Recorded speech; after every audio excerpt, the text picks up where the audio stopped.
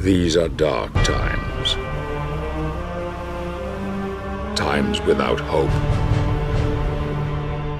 Originally we were asked to pitch for a new Castlevania game, not just us but Japan and US, and we pitched this kind of quite radical retelling, because originally it was going to be a remake of the original game, and it was quite a radical reimagining. And I think people at Konami, senior management, liked the idea. They saw the visual quality that we were able to produce, but they were a bit nervous of it. So I think for a little while there it wasn't Castlevania, for a little while, until after GC, when we presented the game in Japan to the senior managers, which Mr. Kojima was at that meeting. Then they kind of all came on board. That's when things kind of took off. Well, Gabriel is investigating a dark spell that's been cast around the world, which stops the souls of the dead from leaving. And his wife is murdered, and her soul is trapped in the limbo. So he's sent by the Brotherhood of Light, which is the order that he belongs to investigate. And during his investigations, he finds out that each of the Lords of Shadow holds a piece of a holy relic called the God Mask. And it's this relic which apparently has the power to bring back the dead. So this sets him on a course, on a quest to acquire these pieces to bring back his dead wife. Well, Zobek is an ally of Gabriel that pops up in the game.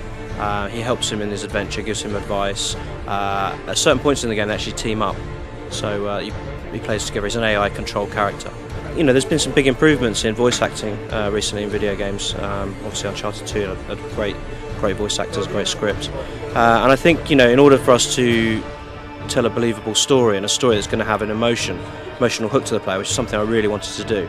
You know, I want players to play this game, but I also want them to feel something when they play it. We needed to have high caliber voice actors, and we wanted to deliver a game that had gravitas, that was serious.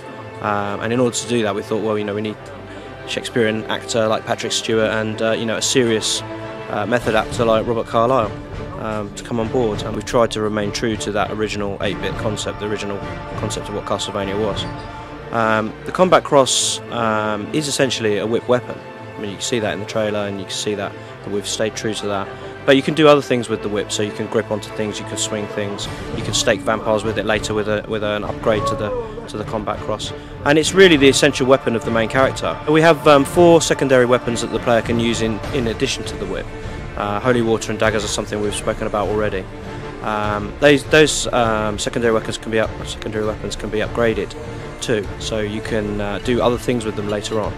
But combat's not the main. You know, combat is a part of the game, a third of the game if you like. Then we've got platforming and puzzles as well. So, you know, our combat engine provides players with a fast, kind of strategic way to play, which I think is different to a lot of other sort of hack and slash games that are out there right now. We keep many of the musical elements of Castlevania games in the music. Obviously the score is totally orchestrated with choir and everything like that, but definitely you will hear familiar Castlevania tunes throughout the whole of the game. I mean, they're in there for sure. Most of the enemies in the game are from previous Castlevania games, but we've redesigned them so they fit into the world that we've created. So yeah, you're going to see very familiar enemies, and you're going to see enemies that aren't familiar, but there are a few new ones. But essentially, yeah, it's going to feel very Castlevania-y, and I'm pretty sure that fans, when they see the game, they will feel right at home. Well, it's coming out on Xbox 360 and PlayStation 3. It's due later in the year, in 2010. We haven't announced the date yet, but we're going to have playable code at E3, and we'll be doing a big showcase of the game at E3, so hopefully everyone will get hands on. It is my divine right to rule this earth.